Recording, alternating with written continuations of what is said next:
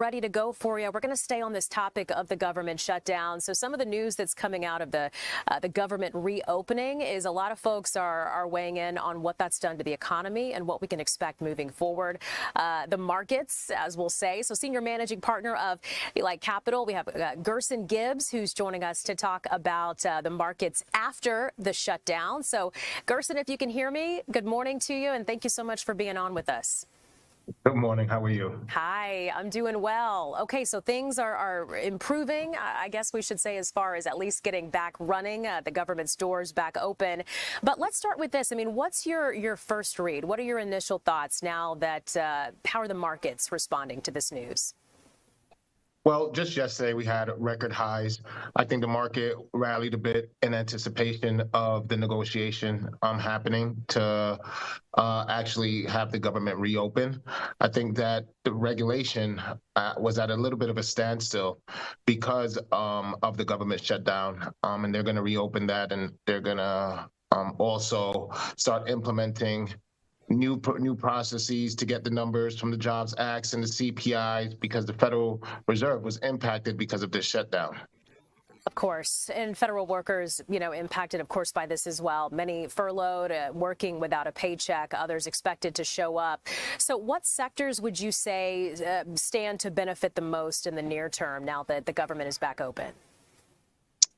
I believe every sector is going to benefit in some way, shape, or form because it's government and it impacts every business. And I think every sector is going to be impacted because of the data. We saw a couple of weeks ago that the Federal Reserve, they dropped interest rates, but it was kind of a blind move that was made because there was a lack of so much information. I think that the information itself would impact every sector and every business in some way, shape, or form.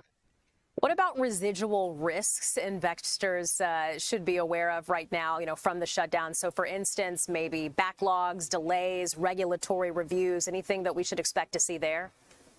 Regulatory reviews are going to be huge. It was a bit of a pause on regulatory reviews for the last 43 days, as we know, because of the government shutdown. So there are going to be reviews on the activity that occurred within those periods.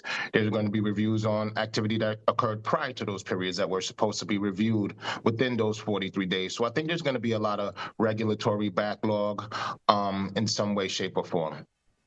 So, Gerson, just for those everyday investors who are watching right now and have been following, what's been going on, what would be your advice for them in moving past the shutdown? Is it a good time to perhaps be more aggressive, or should they still be cautious? What would your advice be? I think you should pay attention to the markets.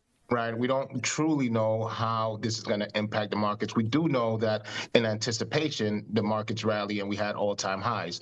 However, we don't truly know the impact. We don't know if this is just a big bubble that's going to burst and, stocks are going to start tanking, or we don't know if stocks are going to continue to rally because of the closing of the government shutdown. So I believe the best thing to do, pay attention to your stocks a little more in detail than you usually do, because there's going to be a lot of changes within the next couple of days. Now, do you expect us to see any changes, Gerson, when it comes to maybe shifting interest rates, inflation watching, that kind of thing? I mean, what's your takeaway from that?